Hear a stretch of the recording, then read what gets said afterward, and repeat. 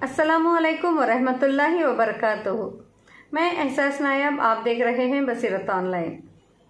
नाज़रीन इकराम, मौजूदा हालात के पस मंज़र में वाजिब और नफिल कुर्बानी का क्या हुक्म है, इस पे फ़क़ीहुल अस्र हज़रत मौलाना खालिद सैफ़ुल्लाह रहमानी जी की वजाहत। मारूफ आलमुद्दीन बैनुल अक़वामी शहरत के हामिल फ़क़ीहुल अस्र हज़रत मौलाना खालिद सैफ़ुल्लाह रहमानी बानी व नाज़िम अल महदुल आली अल इस्लामी हैदराबाद ने कुर्बानी के मसले पर रोशनी डालते हुए कहा है कि कुर्बानी एक अहम इबादत है जिसका सबूत कुरान से भी है, हदीस से भी, और इस इबादत की अहमियत और फजीलत पर तमाम फुक़हा का इत्तेफाक है, क्योंकि आप सल्लल्लाहु अलैहि वसल्लम ने इरशाद फरमाया, जो शख्स इस्तिताअत के बावजूद कुर्बानी ना करे वो हमारी ईदगाह भी ना आए, और इसलिए कि ये इस्लामी शायर में से है।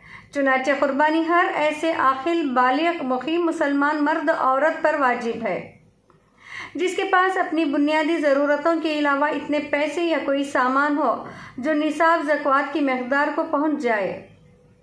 कुर्बानी एक ऐसी इबादत है जिसमें एक छोटे जानवर को ज़िबह करना या बड़े जानवर में हिस्सा लेना ज़रूरी है। कोई दूसरा अमल कुर्बानी के बदले काफ़ी नहीं होगा।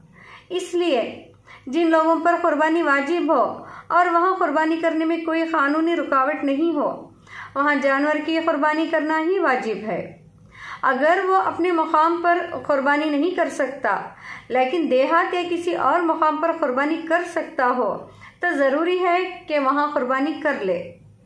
हाँ, अगर जानवर ख़रीद लिया और कुर्बानी के अय्याम में कुर्बानी नहीं कर सका तो अब इस जिंदा जानवर को सदका कर देना वाजिब है, और अगर नावाक़फ़ियत की वजह से इसे ज़िबह कर दिया तो दो बातों का ख्याल रखना चाहिए।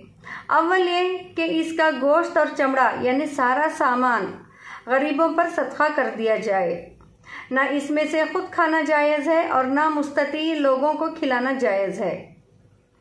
दूसरे, जिंदा जानवर की कीमत के मुकाबले अगर ज़िबह किए हुए जानवर की कीमत कम हो जाती हो तो इस कमी के बक़दर भी सदका करना ज़रूरी है, और अगर जानवर खरीदा नहीं गया और कुर्बानी के अय्याम गुजर गए तो अब जानवर की कीमत का सदका करना वाजिब है। और अगर नफिल कुर्बानी का इरादा हो यानी कुर्बानी वाजिब ना हो और कुर्बानी करना चाहते हों या दूसरे रिश्तेदारों जैसे वालिदैन, औलाद वगैरह की तरफ से कुर्बानी करने का इरादा रखते हों, हालांकि इन पर कुर्बानी वाजिब नहीं है, या एसाल सवाब के लिए कुर्बानी कर रहे हों, तो ये सब नफिल कुर्बानी की सूरतें हैं। इन सूरतों में इस बात की गुंजाइश है कि मौजूदा हालात को देखते हुए कुर्बानी करने के बजाय कीमत सदका कर दी जाए।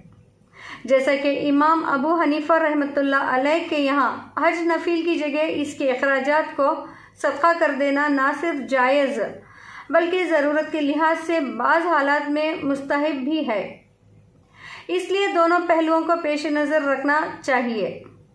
जो वाजिब कुर्बानी है इसको कुर्बानी ही के ज़रिए अदा किया जाए और नफली कुर्बानी के बजाय सदका कर दिया जाए। यही हुक्म इस सूरत में भी है जब वाजिब कुर्बानी के अदा करने में कानूनी रुकावट हो और इस रुकावट को दूर करना मुमकिन ना हो तो 12 ज़िलहज्जा के बाद इसकी कीमत सदका कर दी जाए।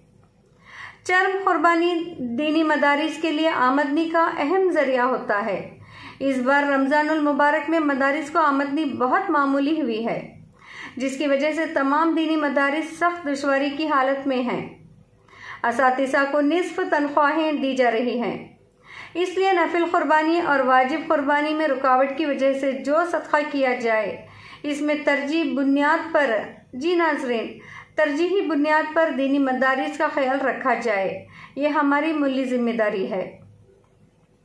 कुर्बानी करने की सूरत में पूरी एहतियाती तदाबीर का लिहाज रखना चाहिए। जो लोग मवेशी पालते हैं इनमें हिफ्ज़ान सेहत का शऊर बहुत कम होता है। जानवर शहर पहुंचने तक बहुत से हाथों से गुजरता है। खसाब हजरात से भी बेएहतियाती हो सकती है और गोश्त की तकसीम में भी इसका ख़तरा है। इसलिए हर पहलू से एहतियात बरतते हुए और हिफाजती तदबीरों को रोबा अमल लाते हुए कुर्बानी करनी चाहिए, क्योंकि जैसे कुर्बानी एक शरई अमल है اسی طرح اپنی اور دوسروں کی صحت اور زندگی کی حفاظت بھی ایک شرعی فریضہ ہے۔